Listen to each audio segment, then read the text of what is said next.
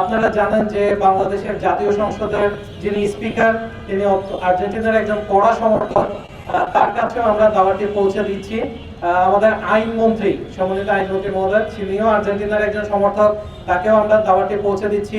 বিকাল 4টায় আমরা ডিএমপির কাছে অলরেডি আজকে আমাদের যে তাদের যে অবহিতকরণ সেটি আমরা তাদেরকে অবহিত করেছি।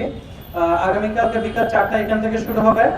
আমাদের ঢাকা দক্ষিণের যিনি প্রশাসক আব্দুল সালাম ভাই, তিনি ইতিমধ্যে এখানে উপস্থিত থাকার ব্যাপারে তার সম্মতি জ্ঞাপন করেছেন।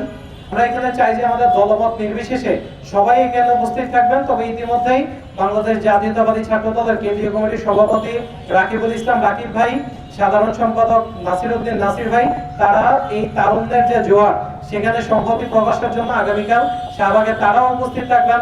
বাংলাদেশ জাতীয়তাবাদী ছাত্র দলের সাবেক সভাপতি রৌনকুল ইসলাম শ্রাবণ, তিনি সহ অনেকেই এখানে উপস্থিত থাকবেন বলে আমরা প্রত্যাশা ব্যক্ত করছি।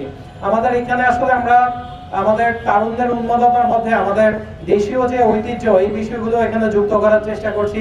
আমাদের এখানে ঘোড়ার গাড়ির ব্যবস্থা থাকবে, হাতির ব্যবস্থা থাকবে, আতশবাজির ব্যবস্থা থাকবে, কালার স্মোক সহ যত ধরনের আয়োজন আসলে আমাদের পক্ষে সম্ভবপর হয় সেটা আমরা এখানে চেষ্টা করেছি। আমরা প্রত্যাশা করছি যে এটা বাংলাদেশের ইতিহাসের একটা সেরা শোভাযাত্রা হিসেবে আগামী দিনে বিবেচিত হবে ইনশাআল্লাহ। এবং আমরা শোভাযাত্রাটি এমন ভাবে করতে চাই যাতে আমাদের পরবর্তী প্রজন্মের কাছেও আমরা বলতে পারি যে এমন একটা শোভাযাত্রা আমরা ঢাকার বুকে আয়োজন করেছিলাম। এই ব্যাপারে আমরা সকলেই আপনাদের সহযোগিতা প্রত্যাশী।